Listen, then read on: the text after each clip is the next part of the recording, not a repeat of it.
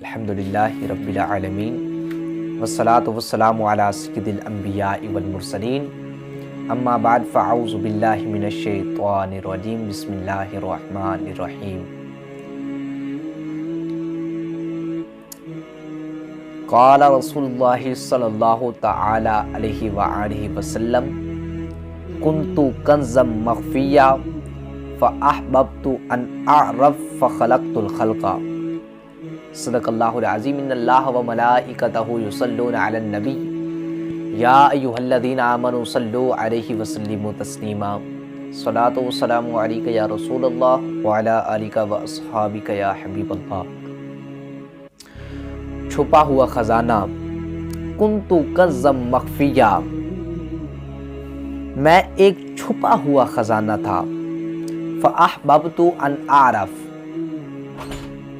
میں نے ایک چیز کو پسند کیا کہ میں پہچانا جاؤں، فخلقت الخلق، بس میں نے مخلوق کو پیدا کر دیا، مخلوق کے پیدا کرنے کا سبب محبت بنی، احببت، مجھے اچھا لگا، میں نے پسند کیا، میں نے چاہا کہ مجھے پہچانا جائے، فخلقت الخلق، میں نے مخلوق کو پیدا کر دیا، کیونکہ محبت ذریعہ بنی کائنات کی پیدائش کا، لہٰذا کائنات کی ہر چیز کی محبتوں میں حصہ ملا، ہر چیز کو، جو بھی کائنات کی چیز ہے، اپنی اپنی استعداد کے مطابق اس کو محبتوں میں سے حصہ ملا، جمادات کو بھی، نباتات کو بھی، حیوانات کو بھی اور انسانوں کو بھی حصہ ملا۔ اور انسانوں میں اگر محبت کا نظارہ دیکھنا ہو تو ماں کی محبت کا نظارہ دیکھو، جس کو ماں کی ممتا کہتے ہیں، وہ محبت کی ایک کامل مثال ہے۔ کوئی بھی ماں ایسی نہیں کہ اپنی اولاد پر قربان نہ ہوتی ہو۔ ایک واقعہ عرض کرتا ہوں کہ حدیث پاک میں ہے کہ ایک صحابی رضی اللہ تعالی عنہ جا رہے تھے، انہوں نے ایک درخت پر گھونسلہ دیکھا، اس میں چھوٹے چھوٹے معصوم سے پیارے بچے تھے، انہوں نے ان بچوں کو اٹھا لیا، ان کو وہ اچھے لگے، لے کر چل پڑے۔ ان کی ماں دانا چگنے کے لیے کہیں گئی ہوئی تھی، تھوڑی دیر بعد جب ماں آئی اور اس نے گھونسلے میں دیکھا کہ اس کے بچے نہیں، تو ان کی تلاش میں نکلی، حتیٰ کہ اس صحابی رضی اللہ تعالی عنہ کے سر پر پہنچ گئی۔ اب وہ اس کے سر کے چکر لگاتی رہی، مگر یہ اس کے پیغام کو سمجھے نہیں کہ یہ مجھ سے کیا فریاد کر رہی ہے، مجھے کیا پیغام دے رہی ہے، مجھے کیا کہنا چاہتی ہے۔ تھوڑی دیر کے بعد وہ چڑیا خود بخود ان کے کندھے پر آ کر بیٹھ گئی،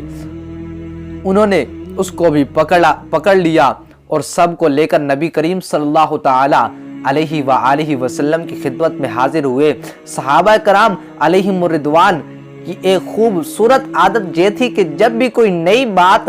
پیش آتی تو نبی علیہ الصلوۃ والسلام سے اس کے بارے میں پوچھا کرتے تھے۔ چنانچہ انہوں نے حضور صلی اللہ علیہ وسلم سے پوچھا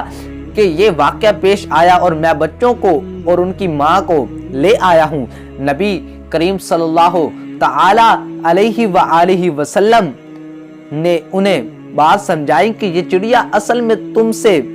یہ فریاد کر رہی تھی کہ میرے بچوں کو آزاد کر دو، ریکویسٹ کر رہی تھی کہ میرے بچوں کو آزاد کر دو، میں ماں ہوں، مجھے جدا نہ کرو، میں نہیں زندہ رہ سکوں گی۔ جب تم نے اس کی بات کو نہ سمجھا تو چڑیا نے یہ فیصلہ کیا کہ پھر مجھے گھونسلے میں رہنے کی کیا ضرورت ہے، اگر میرے بچے قید میں ہیں تو میں اپنی قید کو آزادی پر ترجیح دیتی ہوں۔ یہ بھی تمہارے کندھے پر آ کر بیٹھ گئی اور تم نے اسے بھی پکڑ لیا۔ فرمایا جاؤ اس ماں کو بچوں سمیت گھونسلے میں چھوڑ آؤ۔ اب دیکھو چھوٹی سی چڑیا مگر ماں کی محبت کے ہاتھوں مجبور ہے، اس کو ماں کی ممتا کہتے ہیں۔ اب آئے میں ذرا انسانوں کی طرف آتا ہوں، انسانوں کا ایک واقعہ پیش کرتا ہوں کہ ایک مرتبہ چائنا کے اندر زوردار زلزلہ آیا، بہت شدید اور سخت زلزلہ آیا، جس کی وجہ سے بڑی بڑی عمارتیں گر گئیں، کرینوں کے ذریعے ان کا ملبہ ہٹایا گیا۔ ایک ملبے کے نیچے سے ایک عورت کو 7 دن کے بعد نکالا گیا، جس نے اپنے بچے کو سینے سے لگایا ہوا تھا اور ابھی زندگی کی سانس لے رہی تھی۔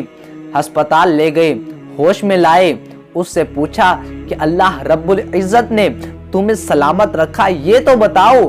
تمہاری انگلیاں زخمی کیوں نظر آتی ہیں؟ وہ کہنے لگی کہ میں ایسی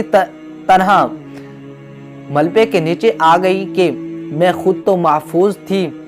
ٹنوں کے حساب سے میرے اوپر ملبہ تھا، میں نکل نہیں سکتی تھی، امید تھی کہ ممکن ہے میری زندگی باقی ہو۔ بچے کو سینے سے لگائے رکھا،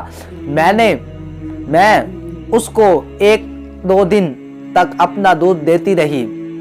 جب مجھے غذا نہ ملی تو میرے سینے سے دودھ آنا بند ہو گیا۔